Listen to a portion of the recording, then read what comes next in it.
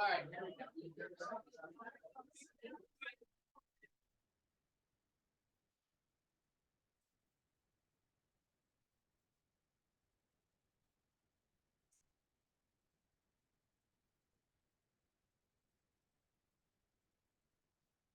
Rotarians and guests, it's that time. It's my favorite time of the week. It's Rotary, and I welcome you all to the Rotary Club of York, my favorite Rotary club in the whole world.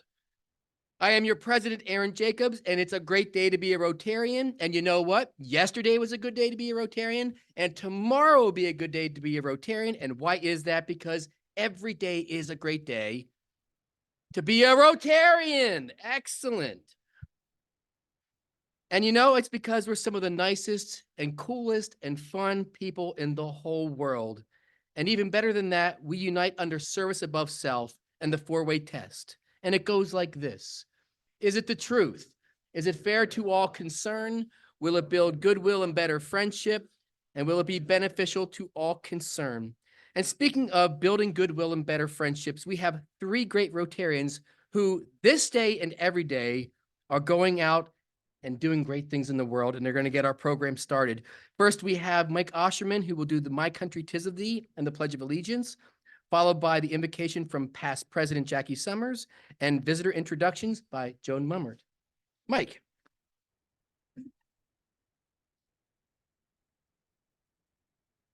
So I've been told by several people I don't sing low enough. So we'll give it a shot. Sing with me, please.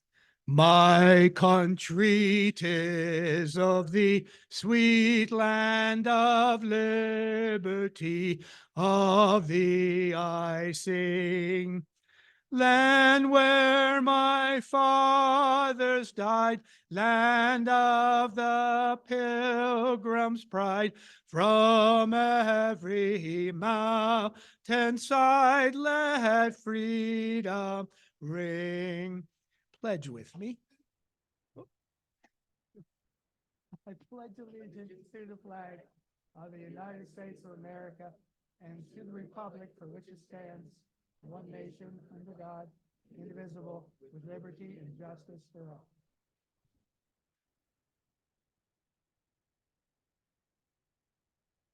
I thought that was great. Please join me in a word of prayer.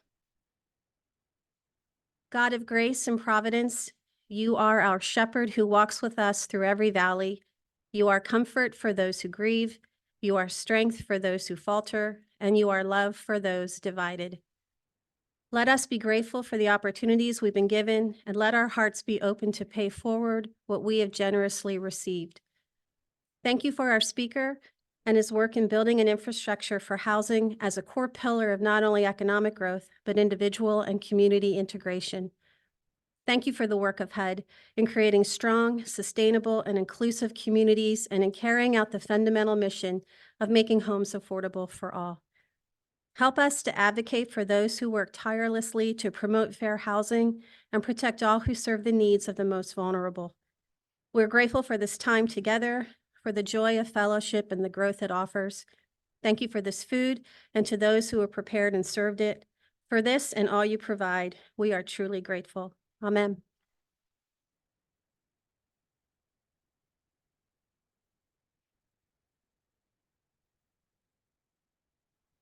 Good afternoon. I have the honor of introducing our guests for today's meeting. When I call your name, please stand and remain standing until President Aaron has welcomed you. It's a long list, folks. It's very exciting to have all of you here. Alyssa Allen is a guest of Youth Leadership. Also, guests of Youth Leadership include Richard Satterley, Shakia Jordan, Liz Herrera Reynoso, Teresa Witkowski, and Scott Simons. Guests of Tony Schweitzer, Shannon Giannini, Marcella Keinerd, Lori Leister, Elise Stoner, Anita Summer. Guest of Joyce Santiago, Regina Mitchell. Guest of Youth Exchange, Aya Klein, Gabby Filippi. Guest of Albert Blakey, Alina Pernoris. Guest of past President Di Hershey, Kamea Kanki. Sorry, my eyes are watering. Anana Kawar, Kavya Shah, Ali Kara. Guest of Tony Calcaroni, Megan Brandt. Guest of Annie Roberts, Cora Taylor. Guest of past President Glenn Miller, Carol Miller. Guest of Katie Martini, Melanie Wiseman, and guest of our speaker, Carson Hall.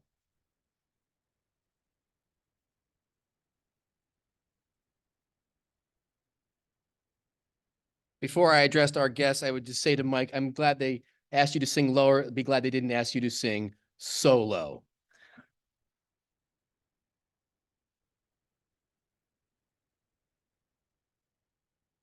We also have a guest, a visiting Rotarian back here, Lee. Lee, would you stand as well and say hi to everybody? Lee is visiting us from Ohio. I don't know how he didn't make our list, but I definitely want to recognize him.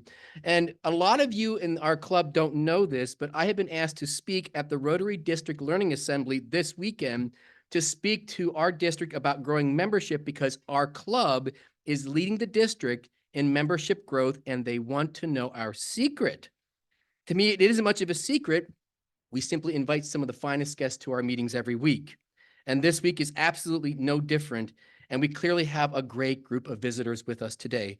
So members, keep up the good work of inviting people to our meetings and let us welcome our guests today. Thank you.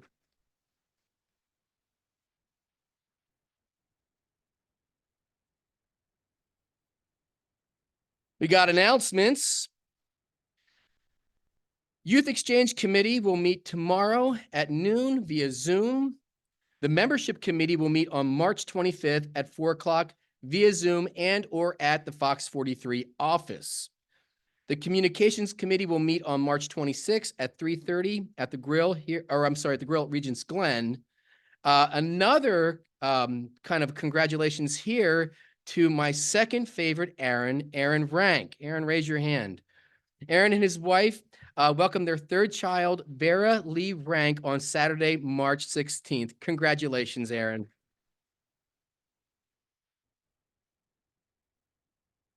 I have one final announcement. This is kind of a reminder that on April 4th, we do have the Continental Square planting for our Rotary Club. That is our project of the year. We asked for 20 volunteers to come out on Thursday, and we have 18. So it's filling up quick. So if you want to be part of this momentous occasion as a volunteer, please see Joe Stein as soon as you can. For those of you who want to be a part of it but can't simply dig in the dirt, we are asking Rotarians to join us at 9:30 for a photo op, and we're inviting the press to be there as well. So the more of us that can come out, the better it will be. And now I'd like to invite Brian Grimm to the podium to give us a Literacy Committee announcement. Brian.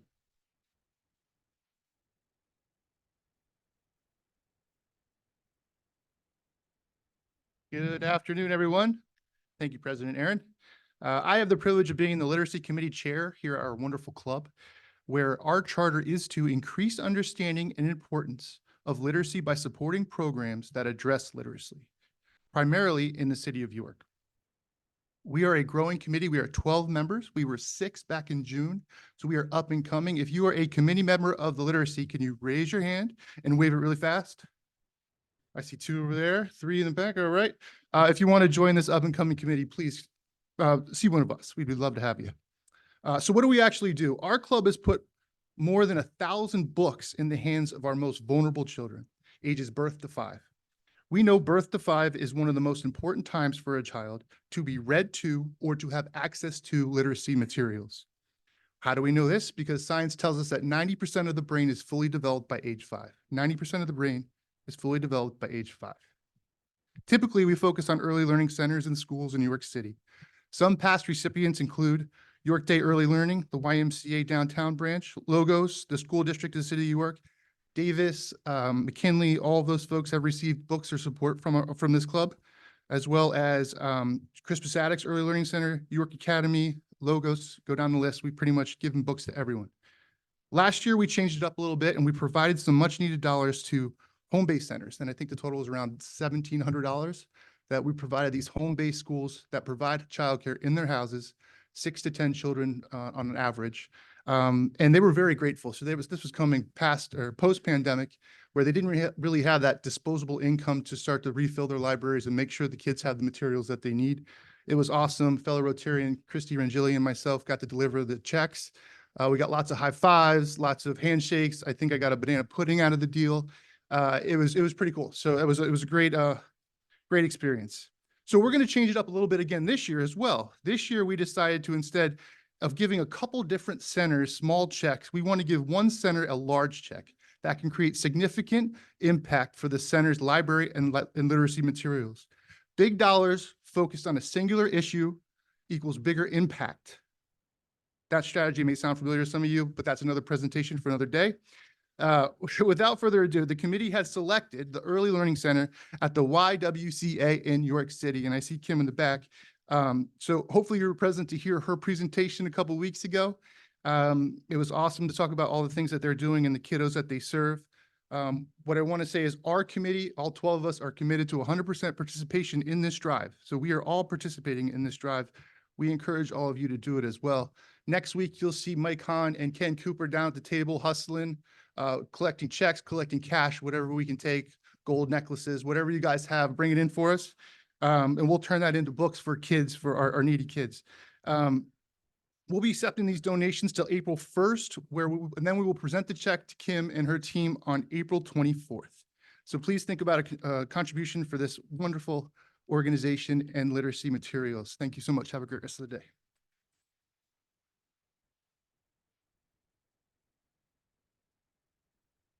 Thank you, Brian, the Literacy Committee, and also congratulations, Kim, on this opportunity. At this time, I'd like to invite Albert Blakey all the way back there. Come on down. It's The Price is Right. And all right, now we can clap for him.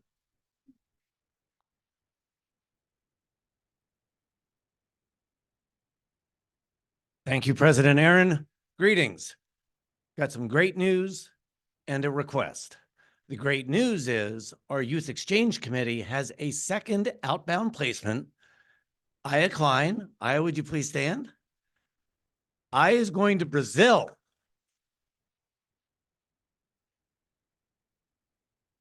Now you may sit. So the school year has already started in Brazil. She's going to be leaving very soon after the end of the school year here at York Suburban. And from the Youth Exchange Committee, everybody knows the most important thing an outbound student can do is practice the language. I am here to ask for a Brazilian Portuguese speaker. And if you have somebody in your company, in your church, in your neighborhood, who would be willing to talk with Aya on an occasional basis. She's already started into Duolingo, and she is looking for somebody to converse with before she leaves in about 10 weeks. So this is one of those cases where a little bit is always better than nothing. And we're going to try to do everything we can to help prepare Aya for an outstanding experience. The other cool thing is she's going to be there for half a school year that ends in about November. Then she has summer vacation, December, Christmas, January, before a new school year starts in February, and before she returns for another summer vacation. So she's got a great year ahead of her. We are thrilled as a committee that she is going to have this opportunity. We're asking for some help in finding a Brazilian Portuguese speaker. Thank you very much. If you have questions, ask me or the tireless chairman of Youth Exchange, Walt Tilley. We appreciate your help.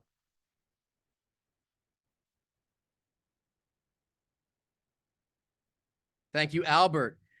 And now I'd like to invite Dee Baker and Kelly Gibson to the podium to engage the President's Challenge. We're really making our way through the committees now this year, and I'm excited to have this group come up to kind of promote what fundraising does and try to get some new ideas from this group. So I guess it is not Kelly, it is Dee and Darren.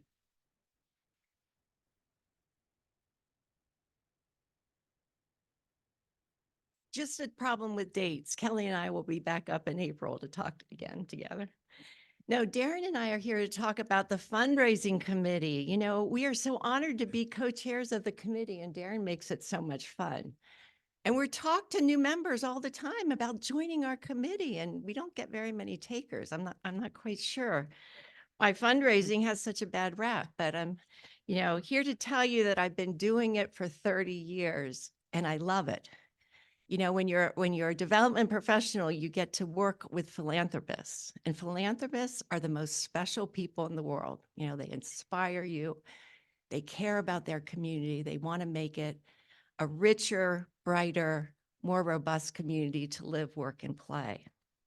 The special thing is that all of you in this room are philanthropists. We're surrounded by them every day. You know, whether you give to the literacy committee for their valuable work, or show up to plant a tree, or do the hardest task, which is make new member introductions, you're giving back to the club and to the community. The fundraising committee is small. There's 8 of us, but we do quite a lot of work. We are tasked with raising dollars each year for the York Rotary Foundation. So we have a board of the Rotary Club. We also have a board for our foundation. And so when you hear President Aaron say, gosh, the foundation is going to send $10,000 to hurricane disaster relief down in Southern America, or we're going to have a crisis overseas and we're going to send money there. It's those dollars that we raise in these 2 events, as well as individual gifts that go to the foundation that cover the gifts that we can give to others in need. It also helps programs here locally. Some of the programs we've done here locally are the Kiwanis Beautification Project and the Dam Project. We sponsored a police dog con, which many of us were thrilled about. And this year we're going to be doing the Continental Square Beautification Project. So our 2 annual fundraisers are Give Local York. We'll be up here soon. That's why Kelly and I will be back talking about May 2nd and May 3rd, how all of us can give, and those dollars will go into the foundation for a future project. And for those of you who are new, the other project is Love for Community. So it's a day of sport, and I say that loosely, fun and fellowship. So you get to play pickleball, tennis, golf, cornhole, or croquet. Something for everyone. And then we meet back in this room for a sit-down dinner, some free alcohol, some paid, an auction, and a lot of laughter. Christoph makes sure that we have a lot of laughter that evening. Last year, we raised $90,000. And this year we want to do more. We'd like to hit that 100,000 mark so that the club can really make an impact in our community. So that's where we need your help. So as Dee said, we are a small but a great committee to be a part of. We have a lot of fun and we work together, and we do put on the biggest event of the Rotary calendar year. If I could have the Rotary Fundraising Committee members stand, please, for just a second. We only have, okay, and we'll take a gratuitous round of applause for them. Thank you so much. All right. So our committee, it's also easy to be a part of. We meet once a month prior to the meeting here on Wednesdays, February through October. And it's not just about fundraising. If you can write an email announcement, we need you. If you're good at organizing tasks, we need you. If you just want to come out and volunteer on the day of Love for Community, that would be fantastic. We could definitely find a place for you. It's also, I think it's the best way to get involved with other members of the club. I have met so many of you and spoken with so many of you because of this, being a member of this committee. And it's been a fantastic way to connect. And it's very relaxed. It's a lot of fun. So being on this committee, it's a great way to connect, to meet with other members of our community as well, not just members of the club. And as part of securing our many generous projects, you have the opportunity to connect with other club members and get to know them and their story. And lastly, it's the only committee that involves more drinking. The only committee that involves more drinking is the communications committee. And that's up to you how much time you want to spend with Christoph. So, you make that decision. Also, I did hear Literacy Committee has 12 members. We only have 8. So where can you really contribute the most? Just sorry about that, Brian. So to get involved in a big or a small way, please call Dee or I and or any of the members you saw stand up there from the fundraising committee. And we'd love to have your help and a lot of fun. Thank you.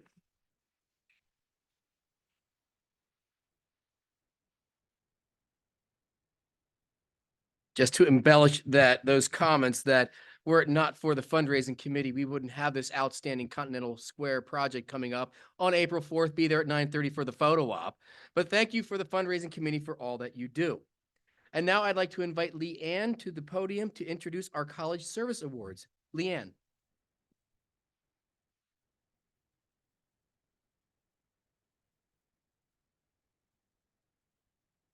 Today, we get to hear from three amazing young women that are in college right now. So I will start with Alyssa Allen. She is a senior at the York College of Pennsylvania. Her parents are Thomas and Angela Allen.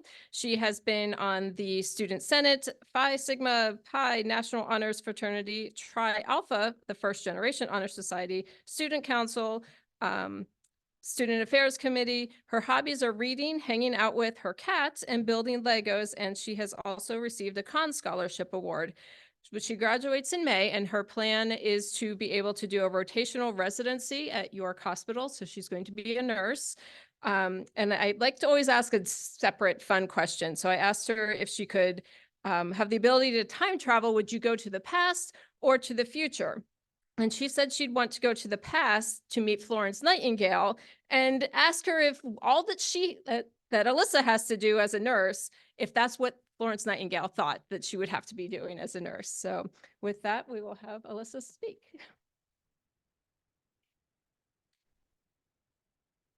Hi, guys.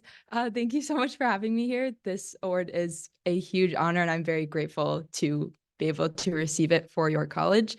When I first came to YCP, it was very difficult for me to get involved across campus because I was a COVID freshman, but I'm not going to stand up here and talk about COVID because I feel like you guys have been talked about that for like 4 years. So I'm not going to bore you with all of that. We lived through it. But when I did start joining clubs and organizations in the spring semester of my freshman year, I met some really amazing people. I joined Phi Sigma Pi first and met great people through there who pulled me into other clubs and organizations. And being a part of those was where I found my love for giving back to the campus community, the York community, and really in any way, shape, or form that I could. I really started to love my time at YCP when I first came in. I wasn't loving it all that much. I was dead set on not staying in York after graduation. And now I'm realizing how much York gave to me, and I wanted to be able to give back to the community and let other students coming into YCP have such a great experience like I was been able to these last 4 years. So whenever I get the opportunity to work on new projects or continuing with current initiatives, I always look forward to seeing the response that comes from the community. One project I was able to start last year was a closet swap where we took in clothing donations from students, faculty, really anybody, and we resold everything to students for $1 and raised money for our on-campus food pantry. And I was really proud of that project, and I was really excited to see students happy to get rid of some of their clothes before moving home, and seeing the food pantry's excitement when we were able to write them a check for over $300 to buy more food for the students on campus. So I tried to do everything to go right back into our campus community. That's a big part of the reason I'm going into the nursing field, is that I love giving back and I love helping people and being able to make a difference in someone's life. So knowing that I've had the opportunity to do that at York and in the community, and that I have the opportunity to continue doing that throughout my time, since I will be staying in York, makes me really excited. My fondest memories from York were all of the times that I've gotten to work with others to do events like the closet swap. We've done finals week bags. We've continued on our Amp Flow initiative, which is free menstrual products in our bathrooms across campus. And all of these have been just so exciting to work on. And I just love it. Like, I don't know what else to say other than I really just love it. I can't wait to continue serving the York community in my nursing career and continue volunteering in the area. So thank you again for this award. I really appreciate it. If I go back, All right, next up, we have Shakaya Jordan. She is a student at Harrisburg Area Community College. She is a woman on a mission that the original paperwork said she was going to finish in May 25, but I talked to her at the table. She is finishing this summer, And then she's going to go off to Penn State, York to get her bachelor's degree in communications as a corporate responsibility manager. Her mother is Earlene Stanley and father is Marcus Langford. She is in activities as a vice president of the Business Innovation Club. Her volunteer is quite impressive. She is very involved in the community that she babysits for a single mom. She shops for a wheelchair-bound neighbor, and she hangs out with an elderly neighbor whose family is too far to spend time with him. And she's a Dean's List recipient. And also, today is her birthday.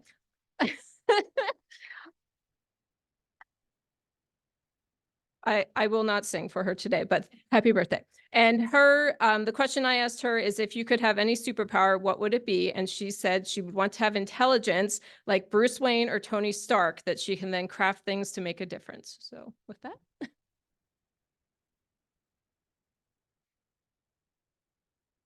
Thank you. Hello. Sorry, a little short here. Hi, so I just want to first say thank you for all your help, trying to help me get here this morning. You were truly great. I really appreciate it. I never thought that I would be recognized for doing something that I was raised to always do. I thought that everyone did it. I love to help people. My family raised us to always give to others, no matter how big or how small, whatever you can do, help someone in need, because you never know what they're going through and what difference it can make. So I wrote a little speech about my parents because they're inspirations to me. My mom and dad, they divorced when I was younger. I was a toddler. My mom remarried. My stepdad had a mental breakdown and she had to leave for the safety of the family. And I watched my mom start all over from the beginning. She went without eating just to make sure we were fed. She helped neighbors. She never complained. She kept a smile on her face. She always helped others wherever she can. And it was really an inspiration. My dad, he's very much the same. He helped people every day. He make it his mission to give back to someone in his community. He make it his mission to try to help people find jobs. He make it his mission to try to help someone who's homeless. And without them, I do not know what kind of person I could have been. So I just want to thank my parents. I want to thank Professor Madden for even nominating me. I did not know you can get like recognition for just helping. I want to thank Professor Newcomer because without her, I would not be able to give a speech today. She really taught me a lot in oral communication. And I want to thank you guys all for even acknowledging me and just awarding me. I'm really honored. Thank you.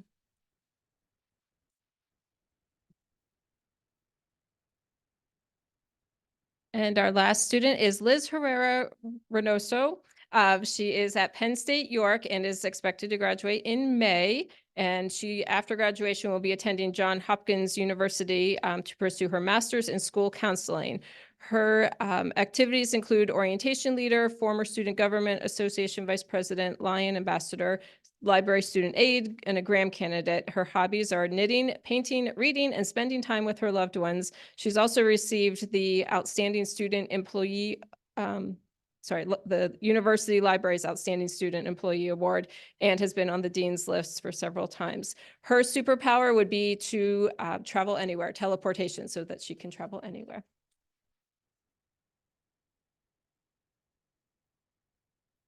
Hello, everyone. Sorry, I have to pull up my speech. It's okay. I'll just speak from the heart, I guess. I would just like to thank all of you for honoring me with this award and Scott Simons for always supporting me.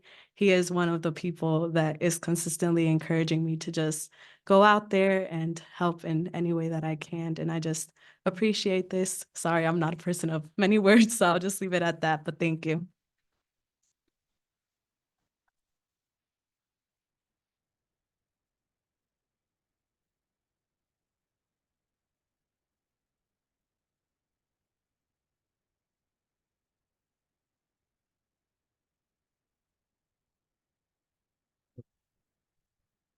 bringing me great joy to extend a heartfelt congratulations to the 3 outstanding individuals receiving the College Service Award.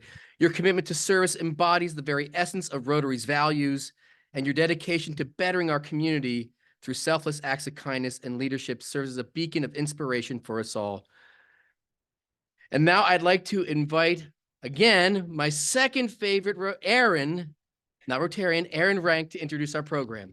Aaron.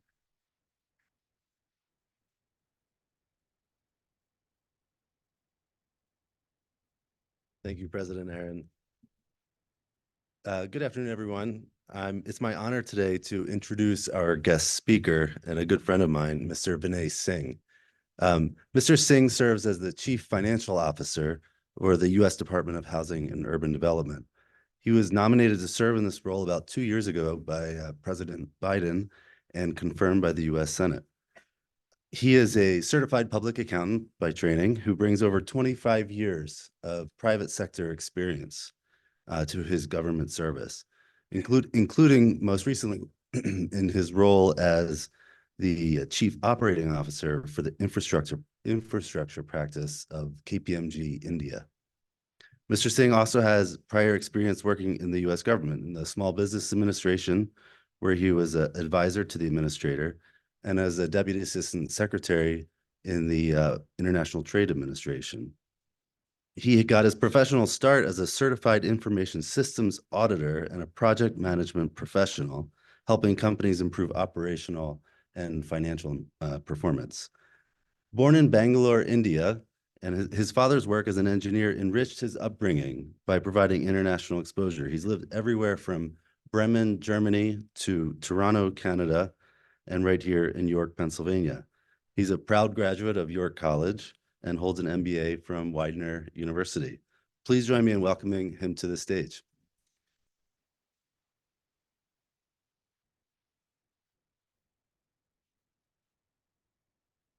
Good afternoon. Let's see, I got notes too, so don't feel bad. The zigzag life. First of all, let me just say, I love small towns. I love York. You'll get to hear about it why I do. I'm Vinay Singh. I live in York in the neighborhood with my wife Priya and daughter Rana. Thank you for your hospitality today and the time to listen to my story. So next slide. So as Aaron said, I was, sorry, I wander and ramble, so just excuse that. I was born in Bangalore, left when I was young, 5 years old, moved to Germany, lived in Toronto for about 4 years. But then we came to Dover, Pennsylvania. My father was an engineer. He worked first at Industrial Solid State Controls, ISSC, on Roosevelt Avenue, which became Honeywell, which became TRW, which became Lucas. And so he was essentially traveling all over the world, setting up manufacturing plants around the world. So we got to travel with him at times, but spent all my summers in Bangalore, which was pivotal. I think, I mentioned I traveled extensively and continue to have a residence in Bangalore. Next slide. So the zig, so I've worked at 100+ jobs. I'll explain to you that the zigzag is really all of my early years. The life part of the zigzag life is after I met my wife, and she actually made me a better person in life. But you'll hear bounced around a lot of jobs. I started actually at Drexel, came back to York College to finish my degree, and took a job in Philadelphia at SKF Ball Bearings, and really kind of started to evolve my skills. So I was always an accountant. I started at York College and got a degree in marketing, which I never thought would pay off. But it's actually come to bear now in everything I do in leadership. But, from accounting to technology, MBA to CPA, really just tying, all the threads together. I'm sure many of you are familiar with Steve Jobs' speech at Stanford. It's often how I sometimes look back and reflect on where I am and why I'm here. Next slide. And so, as I mentioned, what I call myself now is essentially the deal architect. I am the CFO, I am the chief AI officer, but I think all of us individually, personally and professionally, we're all just project managers. We're managing our time doing different things. We find time and figure out what we want to do. I really love what I do now as a leader, but I really still feel that I'm essentially just a deal architect, because most of us, including me, how I define myself, is you meet certain people, you put things together. Everything I heard this afternoon, this Rotary is amazing. All the work that you're doing in the community, you'll see that my passion also lies in that. But the way to do that is when you're a deal architect, you can bring a private sector person, you bring a nonprofit, you bring different entities to the table and you craft a deal for where you want to go. So I did bounce around. I mentioned accounting, finance. I did the dot-com thing, made some money, lost some money, did biotech for a while. I did a couple of startups in India. I moved back to India during grad school, actually in Widener. And so I moved from like the numbers to technology because I was always, I was raised with a computer, luckily. So I wasn't afraid of tech. And in those days, being an accountant, in the back office, they were looking for volunteers, right? Like, who could come test this new ERP? We're going to change the company. We're going to change the world. So I'd always raise my hand, not knowing that a couple months later I'd be laid off because I basically just taught them how to do something that took accounting out. But that really taught me a lot. I moved in then to Discovery Channel after a while, after my startup in Silver Spring, Maryland, learned a lot about governance, risk, and compliance. But that whole theme and trend of restructuring was where I saw myself. So even when I went to KPMG, I was a turnaround artist, right? The operations office had a problem. There were 1,000 people. And so that I was always a fixer. So fast forward, next slide. But something critical that I really learned from my father, mother, but really from my grandfather, you know, he lived till 99 and he always found balance. He talked about spirituality, about how to bring balance. I mean, he played tennis till 96. He woke up every day at 4 a.m. and did yoga for 2 hours before going to play tennis. That spending summers with him, being raised by him, that just kind of continued in my DNA. I hope I can play half as long at tennis. But so this is important. I put this in here just in the middle because everything I've been doing for the last decade and maybe a little bit beyond that has been around figuring out how to find that balance, right? And I think, you know, someone used the C word, but those couple years ago that we had, I think, you know, really helped me solidify that. I found myself living in New Delhi in 2020 for about a year and a half, came back for a little visit for 2 weeks to visit my wife and daughter on March 7th, and March 15th, the world shut down. So then I ran my team from here doing the overnight shift, which was hard. But again, York was just central to me. How we came to York from DC was pivotal, but it helped me get the balance. Next slide. So again, I mentioned a bunch of my jobs, you know, zigzag around. I've done work globally. I've done work at the national level, the local level as well, private sector, public sector. And really why I bounced back into the public sector, I'll tell you. I mean, I learned a lot in the private sector. It's needed in society. But public service, one of my biggest regrets is not going into the military. And so I found a way and a path that public service exists. Civil servants in federal government, state government, local government do not get enough credit for what they do. They are under enormous constraints of using 35-year-old technology. You know, funding is every 8 months. You don't know if you're going to be out of a job. And so kind of in that public service realm, when I was with President Obama, traveling in Southeast Asia, pushing TPP, and doing things of that nature, I really got in touch with a lot of civil service folks. I was a political at that time too. What I immediately learned, I'll tell the funny story. I don't know. I know you guys are good on time, so just give me a signal if I'm rambling. But what, you know, the first day I joined, working for the assistant secretary, a young kid came up to me. I was an older political appointee. Usually they're young kids campaigning. I'm not a campaigner. I'm an independent, just for the record, since 1988. My first election was here in York. But the point is, you know, this kid comes in and he's like, hey, Vinay, POTUS wants the calendar for the assistant secretary for the next 6 months. And I looked at him, he was a political too. And I said, you mean President of the United States? I was like, you're dropping the POTUS acronym right now on me as this 26-year-old kid, and you think he cares about the assistant secretary? Anyway, that lesson that I learned at that moment was I need to embrace the civil service folks. Some of these politicals, you know, and I'm not saying that for everyone. I know when I was at Commerce, we had a lot of, not, let's say, cohesive political leadership. At HUD, it's amazing what our team has. So it can be different. Anyway, next slide. So some of the things that I learned really through mentors, my parents, of course, but, you know, these are just little life lessons. Something that I talk and I speak to a lot of colleges and universities because I'm always trying to recruit people to come into the federal government or any type of government for a year or two. But, you know, one skill that's never talked about is managing up. That's a soft skill that is just sorely needed. And so I always preach that. The two other ones that I always talk about, solve for V, it's not for Vinay, it's for velocity. I talk about speed, right? So as you get older, you should get better at making decisions quicker. They don't necessarily always have to be right. As I tell my team, I talk about sufficient resiliency. Being 80% is okay. And then they ask me, what's that 20%? And I tell them the 20% is where we live, the leaders live. We live in the gray. We got to figure it out. So don't always strive for perfection, right? And one of my other favorites from a great movie, Ronin, is if there's doubt, there's no doubt. Next slide.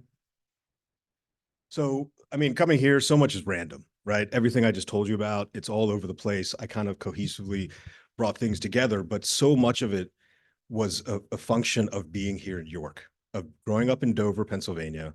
It was not hard. It was hard in the 80s. One of maybe 25 Indian families. Challenges abound. I often ask my father to, can I go to suburban? And so it's funny that I'm here in the suburban district. And he's like, are you kidding me? Like I'd have to pay property taxes and a different, no, just suck it up and go to school, man. And then every summer we'd go to India, come back. And it was so weird, like being in big towns, but then coming here, it really grounded me. Reflecting back at the time, I did not see it.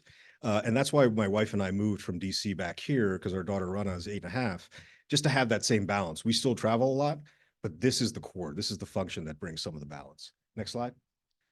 So as Aaron mentioned, so now I'm at HUD, and mentioned the mission of creating strong, sustainable, inclusive communities and quality affordable housing. How that aligns to what I did at KPMG and even under President Obama with TPP was infrastructure. I worked a lot helping US companies take infrastructure projects, smart cities specifically, to different parts of the world, helping those US companies go forward. And a part of being a smarter city or a better community, obviously one of the number one pillars is housing. So I have an alignment to the mission, critical alignment. These are just some of our strategic goals. Next slide. And so what I do when I joined 2 years ago, I was really worried. I mentioned to you that I was a fixer, restructuring, fixing. That's actually somewhat easy if you're put into a senior role and say, fix the place because you get a carte blanche mandate. This team that I walked into, I was told months before I got in that they're a superstar, rock star team, like just amazing leaders. So all of a sudden I was very scared because I'd never dealt with high growth, high, effective performers. How do I deal with this? They're going to see me out. Fake it till you make it, can't fake it anymore, right? So I walk into this and I had a couple goals beyond just that, was also just getting better at speaking, but also just tying the threads of the mission, right? And how to be a better leader. And so these are the functions inside of my shop. OCFO is known as 1, 2, 3, but over the last 2 years, I've also taken on ABC. What I mean by that is now I'm also the Chief AI Officer, the A. I also have a program called Buy America, Build America, which is another initiative in my shop. And I also have customer experience, which I think is critical, CX. So there's a lot of things we do, but essentially what I do, and I also have strategic planning and goals, which really brings everything, like it converges everything together, right? So we report out on our goals, we report out on our numbers, but we're infusing CX, we're bringing in new financial transformation, technology transformation from AI. And so it's just been a great ride. I've just launched an academy program for our team because, as I mentioned, it's so hard to get public servants. And so with the ones that do come in, we built an academy to have learning paths. I mean, government has training, but again, a lot of these things, it takes like that time and that patience and kind of just an effort that government workers doing their day-to-day jobs don't have to do. So when folks like me come in, we try to infuse some of that if we're lucky. Next slide. So then going into AI, you can go to the next slide. Essentially, this popped up about a year ago when the whole ChatGPT, everything was exploding. Because so much of what I do is financial transformation and using technology, I'm very tight with our CIO, Beth Nieblock. And so she and I talked last year, and I said, this is happening. This is before the executive order. And I said, I'm going to jump into this because my team needs it, right? Like we're just using backward technology. We got to leapfrog. And I saw AI as leapfrogging current things. I understand that there's a lot of concern, there's perils, et cetera. But it was funny to me. I just put this slide up because typically the private sector, likes to be free market. But they came back to the Capitol and said, can you help us rein this thing in? So I always kind of joke at that. Next slide.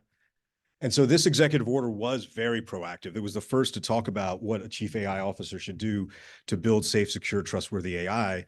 It is coordinating the activities of AI in the building. It is managing the risks, but is also promoting innovation. So they are saying, you cannot go backward. We need to go forward. We need to figure it out. So the executive order talks about that. Came out in November. The deputy secretary asked me if I wanted the role. I took it. I didn't know what I signed up for, but it's been fun. It's been great. Next slide. And I viewed it essentially because of everything I've done. I mentioned project management being a PMP. Anyone who's a PMP knows the 4 phases are forming, storming, norming, and reforming. And so this was a cultural change management exercise. And so I just brought the leaders, since I am CFO and cut across all the departments, work with GDMA, work with FHA, work with CPD, all these different departments. Communication was critical. So I brought them in because I know that they had teams working on it. People were very worried about it. And so just viewed it as a change management exercise. Next slide. And so we started to ideate, right? I took the CIO to San Francisco for an innovation seminar. We kind of started to sketch out, what do we want to do at HUD? What are our ambitions, right? Experimenting, sandbox, building things out. Now, I joke also when you hear, if any of you have heard LLMs, right? The large language models of AI. I talk about it at HUD. We're not anywhere near that. We're 18 months, 24 months away from that. For us right now, it's a listened learning mode. That's our LLM. And so we're continuing to ideate, but it's first building that structure of having a team that can even do this. What is it, right? Government is not set up to just quickly, build these programs out. So at CFO, my teams, because I have this rock star team, I mean, they're great at incubating. So we take in programs, we incubate them, and I'm going to move this back to OCIO because I'm a political. So my clock is January 20th, 11:59 a.m. And so before then, I'm going to build out a team, build out a process, build out a structure, and put everything in place. Working hard at that sounds great. It's not that easy. Next slide. This is just some categories. And I'll say that, when we're looking at AI, and I do deal with the unions, we have unions in federal government, they're a bit concerned, as most workers in the world are concerned, and should be. But what I talk about is actually the two things here is number 4, insight extraction, and potentially some task automation. These are things when I talk about, you can go to the next slide. When I talk about AI, it's really about the human experience. And so that's what I'm trying to, bringing that customer experience, the CX lens back in, but it's not just that CX, it's the X factor, which is EX, employee experience, UX, user experience, and then CX, because at HUD, our $70+ billion a year that goes out does not go directly to the citizen. Right? The money is through intermediaries, local governments, state governments, nonprofits, banks, tribal governments, et cetera. And so we need to understand how whatever we're doing has an impact, but it's going to be people-centric. I keep telling the teams that you should not worry about losing your job, especially in government, from AI, because 1, it's so hard to hire you. 2, if we're able to save you time, there's 2 things we can do. 1, give you quality of life back from those saved hours. Or 2, if you have extra time after that, you're already aligned to the mission. We're going to find somewhere else that needs help. So if you accomplish priorities 1 to 5, let's look at 6 to 10 now because you got more time. So it's not about firing, and it's also not ROI, right? In government, it's social outcomes. So the way we're going to measure it is very different as well. Next slide. This is just a listing of various things. I mean, obviously, we got to protect our community, be ethical, look at bias, discrimination. And again, we're building that out. We've got critical timelines that we need to abide by and get a plan together. Next slide. So I kind of wrapped. I know I spoke very, very quickly there, but I did mention that, the zig and zag was all my early years figuring things out, bouncing around. But being able to have a safety net in this small town with the family, with the community, and just with the opportunity to take all those risks. Someone observed a couple of weeks ago from me saying, those early years of risk taking probably really helped you now because I continue to take risks, right? And as leaders, as we grow our growth mindset, you have to keep pushing. That's what I tell my leaders. Don't get comfortable, live in that gray area. But the growth mindset now after 9 months, my passion, my focus is going to continue to be around people, community, and economic development. And I know that the Rotary does that. I know your mission is very aligned to that. I hope to be able to be helpful in that. And I want to thank you for your time.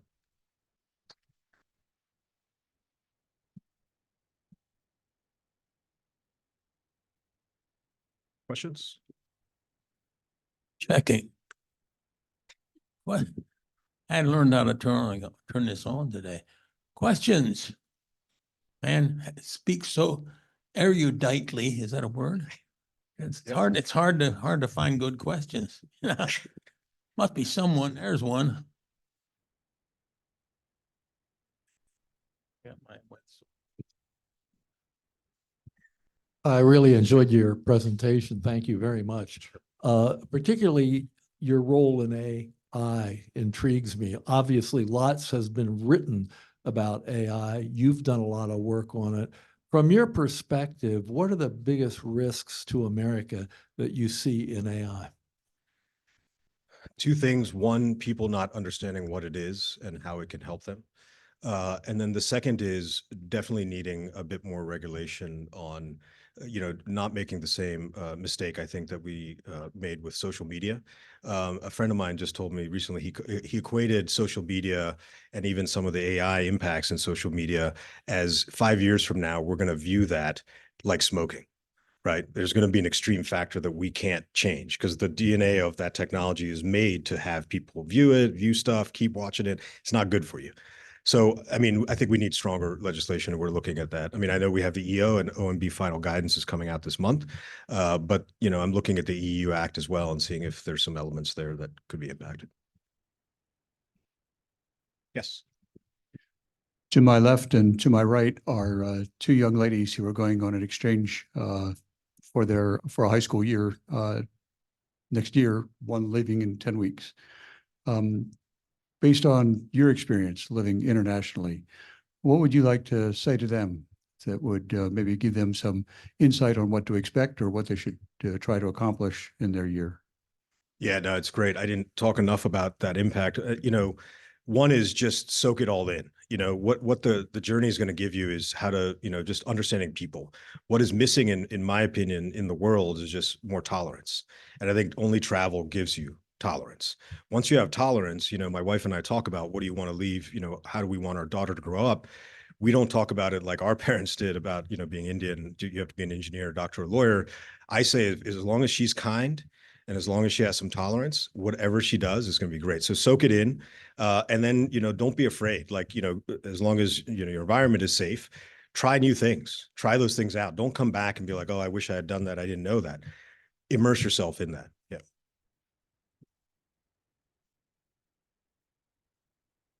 Hello. Hi. Hi. So I'm actually also interested in AI. I spoke with my teacher, Professor Madden, and I feel like if we start teaching children in high school, maybe to use it ethically, and maybe even younger than high school, because a lot of children in junior high school are using computers, tablets in order to do their schoolwork instead of textbooks. Do you think it's at all possible that if we start them younger, maybe we can get rid of that fear of AI and we can teach them to use it in an ethical and responsible way?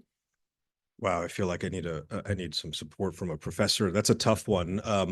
It's a good question. I'm apprehensive to say anything younger with technology, just because they're already engaged. They know how to do it, right? They pick it up and they absorb it, but there's so much bad. So how do you monitor that? But yeah, I mean, I think anyone, even some of the older folks that I work with that are concerned about it, I think you have to engage it. So I don't know if it is younger. I think it is bringing in those ethics of how technology now is everywhere, right? When I grew up, it was the Walkmans to the Discmans to whatever, and now it's all digital. Our kid, I don't think my daughter knows anything about a phone, about like, she doesn't even know what a Discman is, or I was cleaning out storage closet last week. I got all these discs and tapes. She's like, what are these things? Right. She just goes to the iPad or picks a song. But no, it's a good question. I think these are the things that have to actually continue to be discussed. And, AI for me means all in. And so when I say all in, it's like everyone has to come to the table to figure this out. It's very, very, as my deputy secretary says, it's either Skynet or Star Trek. It's something in between, right? It can be like Star Trek because the Star Trek is great if you're any Trekkies. I mean, my whole vision is let's get rid of money. People can do value added work and do things that they want to do. But anyway, I'm rambling. Thank you.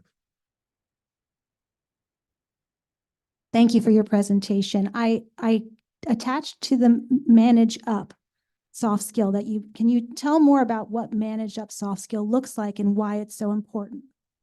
Yeah, I learned this. I mean, people don't quit jobs, right? They quit bosses.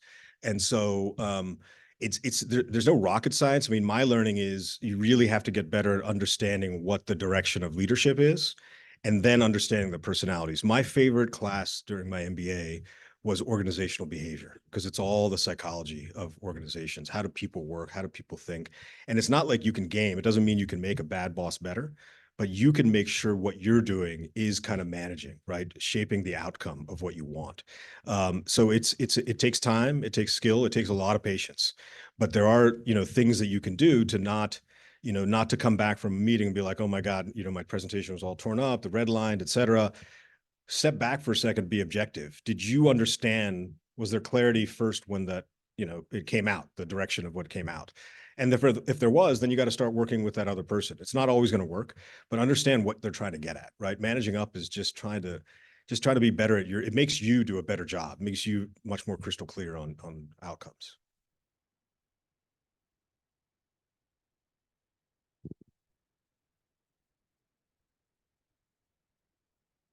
Thank you for a little bit of clarity, but I have a question.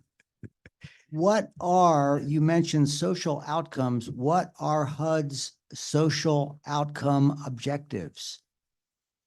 I mean, they're identified clearly if you go back to the slide strategic goals.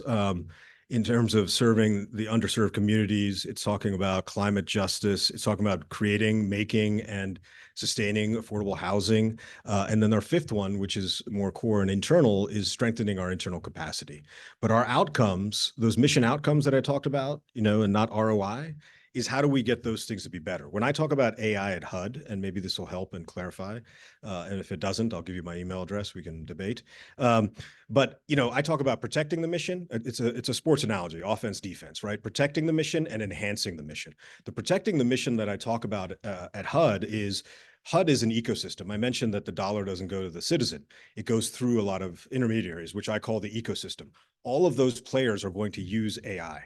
And they may potentially game the HUD mission of how we deploy the 70 billion. Some of it is formula grants, some of it is direct to communities, local governments, PHAs, and the like. So that's the protecting the mission. Understand what they're doing and make sure whatever we do is aligned to that and we're aware of it. The enhancing the mission is all the business operation piece that I talked about in getting better outcomes. So if it's a day-to-day job of a CFO to look through thousands of pages, this week I have hearings on the Hill for FY25 budgets. There are thousands and thousands of pages that is so difficult. If I ask a specific question, it'll take someone sometimes a day and a half to figure out where to get that data point. That's just not acceptable. And I also just learned last week that the House and Senate are going to get the OpenAI license for ChatGPT version 4. And so they're going to start gaming us because we sit in front of OMB and the Hill, and they're going to tell us about our budget. If we don't start using it to be able to be better at that, that's the outcomes I'm talking about, whatever it is in the specific function. So if it's our public Indian housing unit that puts out $35 billion, what can they do to make that better for the public housing agency, for the finance agencies, et cetera? How do we just optimize some things in the pipeline? Thank you very much, Vinay, for your presentation. A lot of questions about the negativity of AI. What do you feel right now is going to be one of the most beneficial pieces of AI, or one of the ways that you see it could help, enhance things, or a little touching on to that question you were just talking about there, using it to search through thousands of pages, or how do you see it being used positively? So again, I'll focus on the business operation side because we also have a lot of trade associations, National Fair Housing Alliance, et cetera, that has put out a lot of documentation on how housing will be impacted by AI and the guardrails we need to put in place. So I won't talk policy. I will say the operational aspect of even doing things like risk assessments, right? So all the tasks that so much of my team and some of the programs get involved with, these are sometimes nonsensical, but the Office of the Inspector General will do evaluations on audits for us. The GAO will do audits. Then we have our financial audit. And then we've got the Hill poking at us for information. This information trove we have is just not, the data structure is not right. And so AI is going to actually get us and get the civil service folks to be able to get better at their jobs using that information, making that data into information and insights. Doing that is automatically, not only will the people be happier because the mundane work is taken out, but we're actually going to know more. Like we're going to start being able to do value-added work. We can actually have policy discussions a little bit more smart on using data-driven decisions like we do in the private sector typically, right? We don't do that in government. The book I just finished last week, any of you that are interested in technology in government, is Recoding America by Jennifer Palka. Amazing book. She was a CTO under Obama, but she describes it perfectly where the challenge and where I see AI leapfrogging, the benefit is AI leapfrogging, because getting technology and the procurement issues in government is so difficult. That's why we're using such bad tech. And so if all of you who are in private sector, if you had to use what these folks use, you would quit. So the folks that stay there, that's why I just have to applaud civil service all the time. Like it's under these constraints that continue to work. So it's our duty to make sure they have better tools, right? That's the benefit.